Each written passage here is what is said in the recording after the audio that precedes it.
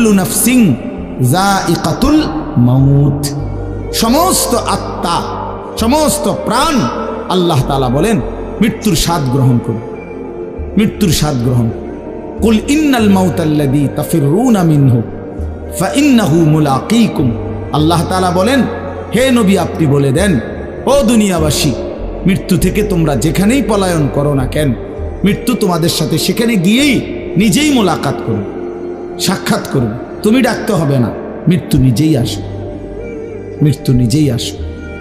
আইনামা তাকুনু ইউদরিকুমুল মাউতু ওয়ালাউ কুনতুম ফি বুরুজিম মুশাইয়াদা, আল্লাহ বলে তুমি যদি এমন একটা বিল্ডিং বানাও, ঘর বানাও, যে ঘরটা অনেক উঁচা, যে ঘরটার উপর দিয়া কেউ ভিতরে ঢুকতে পারবে না, যে ঘরটার মধ্যে একটা ছিদ্র নাই, একদম আটকানো, তো এরকম একটা ছিদ্রবিহীন সুউচ্চ ঘরও যদি তুমি বানিয়ে তার ভেতরেও তুমি আশ্রয় নাও, তো ইউদরিকুমুল মাউতু, মৃত্যু তোমার সেখানেই পৌঁছবে,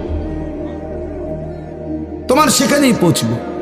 প্রিয় ভাই আমার, বন্ধু আমার, নওজোয়ান সাথীরা আমার, মৃত্যু এক অনিবার্য বাস্তবতা, চিরন্তন বাস্তবতা, এটা গ্রহণ করতেই হবে। হাসলেও মরতে হবে, কাঁদলেও মরতে হবে, সুখেও মরতে হবে, দুঃখেও মরতে হবে।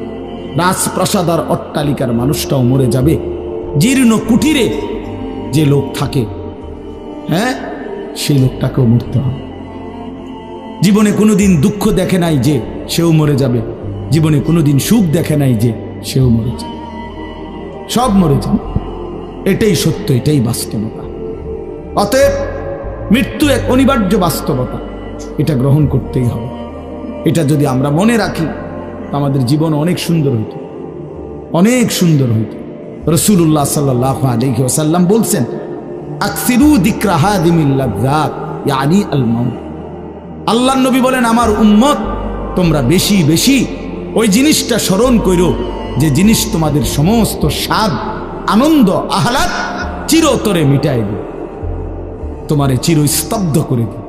জলজ্জান্ত মানুষটা আমাদের সামনে হাঁটতো, চলতো, উঠতো, বসতো, ঘুরতো, ফিরতো, হ্যাঁ, সেই মানুষটা মনে করেন আমার চোখের সামনে নাই, তার লাশ আমার সামনে, আহা সেই লোকটা স্তব্ধ।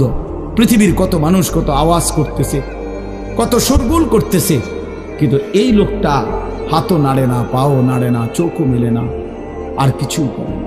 এ কি আশ্চর্য বিষয়! চোখের সামনের এই মানুষটা নাই, কি হলো তার? কে তারে থামাই দিল?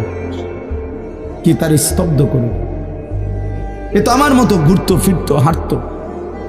আহ, আমার আব্বারে আমি কত দেখছি, একদিন আমার আব্বা চলে গেল।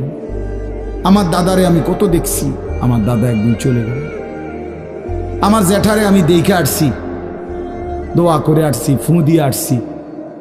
এক সপ্তাহ পরে জ্যাঠা ইন্তেকাল করলেন, আবার এক সপ্তাহ পরে আমি গিয়া জ্যাঠার জানাজা পড়াইছি। এই তো বাস্তবতা। যুবক ভাই তুমিও মনে রাখো, বয়স্ক বাবা আপনিও মনে রাখেন। হাসান বসরি রহমতুল্লাহ আলাই একজন বড় বুজুর্গ ছিলেন।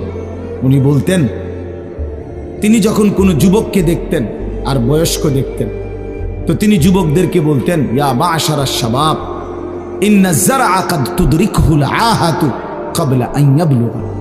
তিনি উপদেশ দিতেন, হে যুবকগণ শোনো, সব ফুল, সব ফল, সব গাছ চারা পরিপক্ক পাকা পর্যন্ত পৌঁছায় না, তার আগেই অগণিত ফুল, অগণিত ফল, অগণিত চারা গাছ ঝরে যায়, ঝরে যায়। এটা উনি মনে করাইতেন মৃত্যুর কথা। উনি এটা বুঝাইতেন, যুবক তুমি দেখো একটা আম গাছের মধ্যে যতগুলো মুকুল ধরছে ফুল, সবগুলো আম হয় না।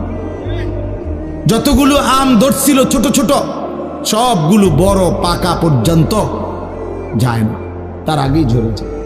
ঝরেই যায় বেশি, থাইকা যায় অল্প। তার মানে যুবক, কিশোর, তরুণ এই বয়সেই মৃত্যু হয় বেশি, বৃদ্ধ পর্যন্ত পৌঁছে কম।